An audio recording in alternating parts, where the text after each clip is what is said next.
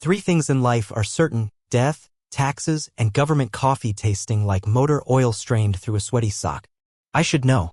I've been drinking the same terrible brew at the Rockland Radio Observatory for 7 years now. My name is Dr. Ellie Donovan, and I used to be somebody important. Former NASA communications specialist with a corner office and a future as bright as a supernova. Now I'm the night shift supervisor at a glorified satellite dish in the middle of nowhere, listening to the cosmic equivalent of hold music. "Anything exciting out there tonight, Dr. Donovan?" asked Tim, the fresh-faced intern who hadn't yet realized astronomy mostly involves staring at numbers until your eyes bleed. "Just the usual," I replied, sipping my abysmal coffee. Pulsars pulsing. Quasars quasing. The vast, empty void reminding us of our cosmic insignificance. Tim's face fell. Poor kid. Still had hope. On my desk sat the only personal item I allowed myself, a photo of me with Commander Ryan Hayes, both of us in NASA blues, his arm around my shoulders. We were smiling like idiots who thought they had a future. 20 years ago, Ryan led the Horizon 7 mission, humanity's first long-term orbital research platform. 6 brilliant scientists, including my fiancée, sent up to study everything from zero-gravity agriculture to cosmic radiation. The station went dark after just 3 months. No distress call. No explanation. Just silence. Official reports cited a catastrophic life support failure. All hands lost. Case closed, station abandoned as an orbital tomb too expensive to retrieve. NASA's darkest hour, tucked away beneath PR-friendly Mars rovers and space telescopes. I knew better. The final transmissions I intercepted that night that they wouldn't let me discuss, investigate, or even acknowledge told a different story. Something happened up there. Something they covered up. And that's why, at 2:17 a.m. on a Tuesday night, when my monitoring equipment picked up a signal from the exact coordinates of the dead Horizon 7 station, I nearly choked on my disgusting coffee. "This isn't possible," I whispered, frantically adjusting dials. The signal was weak but unmistakable. A digital transmission encoded in an outdated NASA protocol I hadn't seen in decades. Tim peered over my shoulder. "What is it?" "Nothing," I snapped, shooing him away. "Go, calibrate something." As soon as he left, I plugged in my headphones and began decoding the signal.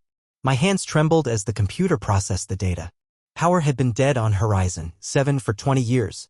This couldn't be happening. The speakers crackled, and then I heard it, a voice I'd kept alive in my dreams for 2 decades. "This is Commander Ryan Hayes of Horizon 7. The transmission was fragmented, distorted. Not alone, they're not what they seem. Don't let them return, coordinates follow." I sat frozen, coffee cup suspended halfway to my mouth as the voice of my long-dead fiancé rattled off a string of numbers. Then silence. "That's impossible," I whispered to the empty room. "You're dead." I must have played the recording 50 times before director Neil Phillips stormed in at 6 a.m., face pinched like he'd been sucking lemons. "Donovan, why the hell did you trigger the priority alert system?" He glared at my disheveled appearance. "Please tell me you didn't call in the big guns because you finally found your extraterrestrial friends." I wordlessly played him the recording. The color drained from his face. "That's a hoax." "Has to be. It's using NASA encryption protocols from 2003. The voice pattern matches archived recordings of Commander Hayes." "And those coordinates?" I pulled up a map. "They point to an old NASA storage facility in Nevada." Phillips straightened his tie nervously. "You know the official position on Horizon 7. The case is closed. A dead man just called from a dead space station, Neil. I'd say that reopens the damn case." He leaned close, dropping his voice. "Listen carefully, Ellie. Drop this. Now. For your own good. Or what? You'll fire the only person who can still program the ancient tracking system this place runs on." I gathered my things. "I'm taking a week of my unused vacation time. Starting now." Phillips called after me. "This isn't just career suicide, Ellie. Some doors shouldn't be opened." I was already gone. 3 hours later, I was sitting in a diner that proudly advertised Wi-Fi and pie when a lanky man with wild eyes and wilder hair slid into the booth across from me.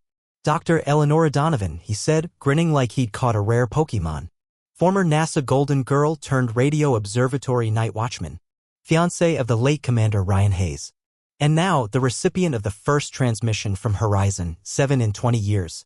I narrowed my eyes. "Who the hell are you?" "Wesley Cooper." He extended a hand I didn't shake. "But my 40,000 podcast subscribers know me as the Space Whisperer." I groaned. "You're that conspiracy nut who thinks the moon landing was filmed in New Jersey." Actually, I'm firmly pro-moon landing. It's the secret moon base I have questions about. He slid a flash drive across the table. And I've been tracking irregular signal bursts from the horizon, 7 coordinates for months. Nothing as clear as what you got last night, but definitely something. Despite my better judgment, I plugged the drive into my laptop. His data matched mine perfectly. How did you know about my transmission? Wes shrugged. I have a friend at the observatory who monitors the priority alert system. Tim, I muttered. That little weasel. The question isn't how I know. Wes leaned forward, his expression suddenly serious. It's why now? Why after 20 years of silence would Horizon 7 suddenly wake up and call home? And more importantly, why use the voice of a dead man to do it? I stared at the coordinates from Hayes' message. I think we need to take a road trip. To the secret NASA storage facility? Already mapped the route. Wes grinned. My car or yours? Oh God, I'm actually considering this, I muttered, rubbing my temples. If you try to convert me to any of your tinfoil hat theories, I will abandon you in the desert. Fair enough. He twirled his car keys. But just so you know, my latest theory is that whatever happened on Horizon 7 wasn't an accident. And based on your dead fiancé's warning, I'd say someone or something is planning a homecoming. I grabbed my bag and followed him out of the diner, ignoring the voice in my head screaming that this was monumentally stupid. But for the first time in 20 years, I had a chance to learn what really happened to Ryan. Some questions are worth risking everything to answer, even if you're terrified of what the answer might be. The NASA storage facility was about as secure as my grandmother's Facebook account. One maintenance door with a keypad lock that Wes bypassed in under a minute. Where did a conspiracy podcaster learn to pick electronic locks? I asked as we slipped inside. YouTube tutorial, he replied cheerfully. Also, I was briefly engaged to a cat burglar. Didn't work out. Creative differences. The facility was a massive warehouse filled with dusty crates and forgotten equipment, the island of misfit space toys. We followed the coordinates to a section marked H7, classified because subtlety apparently wasn't a government priority. Look for anything with mission logs or communication records, I instructed, picking through crates. Wes held up a hard drive. How about the one literally labeled Horizon 7 crew logs, eyes only? That works. We found an ancient computer and connected the drive. The screen flickered to life with the NASA logo, followed by a directory of video files dated 20 years ago. I clicked on the earliest one. Ryan's face filled the screen, looking exactly as I remembered him. My heart twisted painfully. Mission log, Horizon 7, Day 12, he reported. All systems nominal. Dr. Patel's algae experiment is showing promising results. Dr. Chin believes it could revolutionize long-term oxygen recycling for future Mars missions. Standard stuff. We fast-forwarded through similar logs, science experiments, maintenance reports, the occasional birthday celebration. Everything normal. Until day 73. Ryan looked different, thinner, eyes shadowed with exhaustion or fear. Mission log, Horizon 7, Day 73. Something unusual happened during Dr. Russo's EVA to repair the communications array. He found a substance on the station's hull that doesn't match any known contaminant. We've brought a sample inside for analysis. The next log showed Dr. Russo, a stocky man with a normally jovial demeanor, looking pale and disoriented. The sample is unlike anything we've encountered. Microscopically, it appears to be changing, adapting to each testing medium we introduce. Day 76, Dr. Chin is ill. High fever, disorientation. Medical scans inconclusive.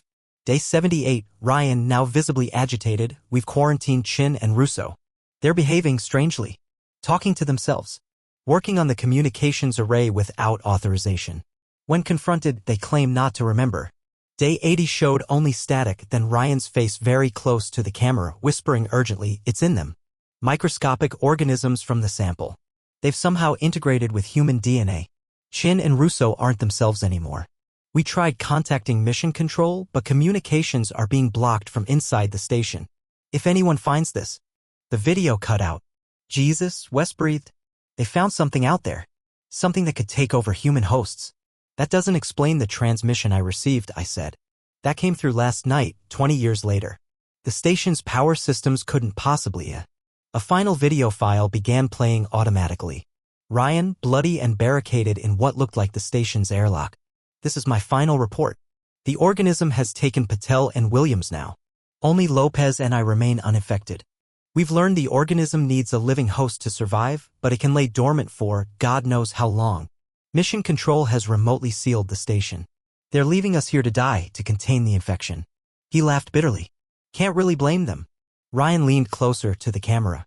If you're watching this, you need to know they're trying to find a way back to Earth. They've been studying our communications systems, our re-entry protocols. They're patient. They'll wait as long as necessary. Don't let them return. The coordinates I'm embedding will lead you to this drive. Find a way to destroy the station before they. The door behind him burst open and Dr. Chen entered, moving with disturbing, jerky motions. Who are you talking to, Commander? The video ended. They left them up there to die, I whispered, horrified. They sealed the station and abandoned them. And now something on that dead station is trying to come home, Wes added grimly. The lights suddenly flipped on, making us both jump. A woman in a crisp black suit stood in the doorway, gun pointed casually in our direction. Dr. Donovan. Mr. Cooper. I've been expecting you. She smiled thinly.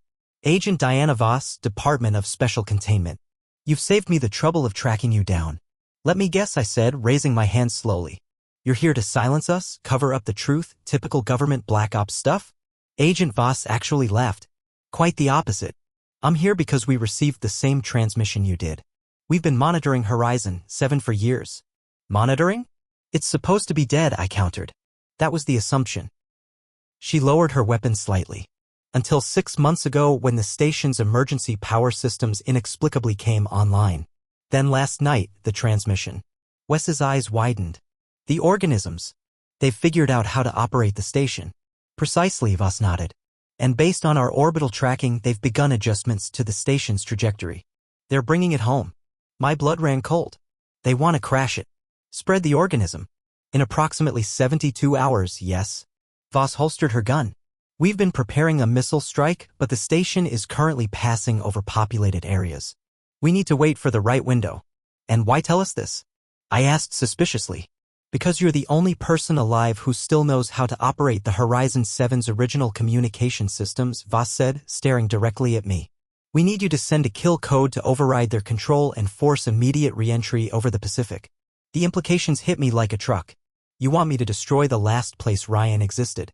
I want you to save millions of lives, she countered. I looked at the frozen image of Ryan on the screen, then back at Voss.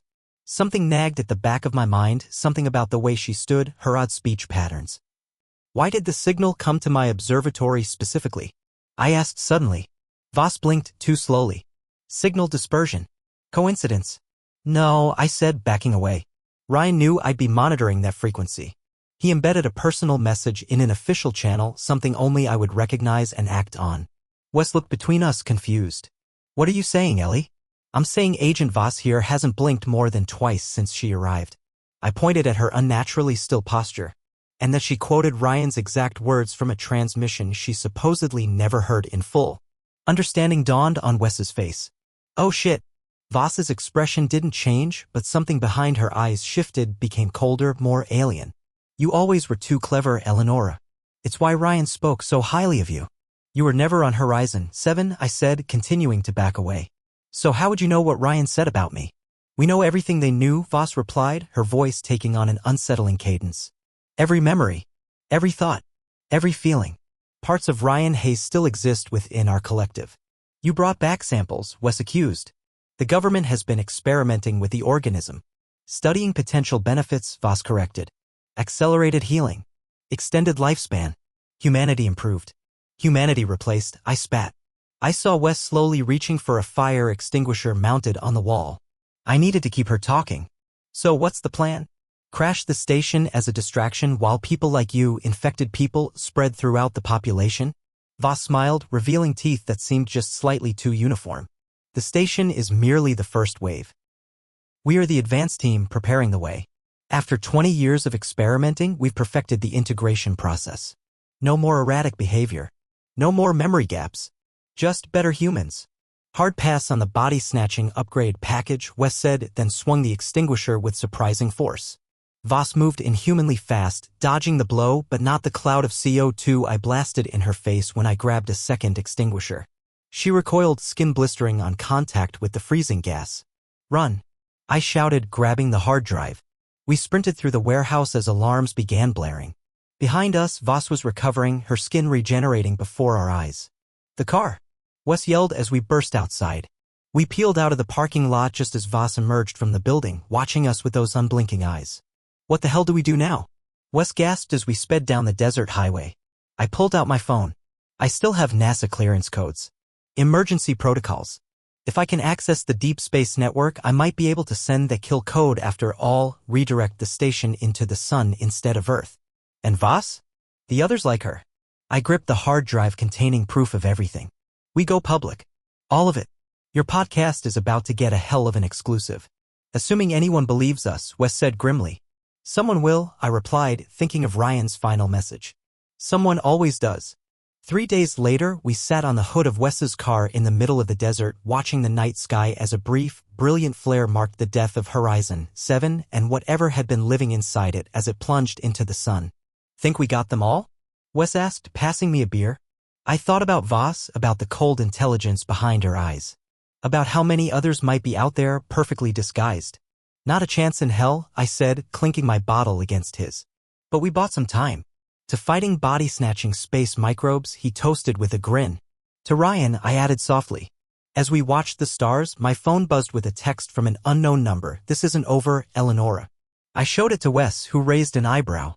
Guess we're officially conspiracy theorists on the run now. Could be worse, I shrugged. At least we don't have to drink government coffee anymore.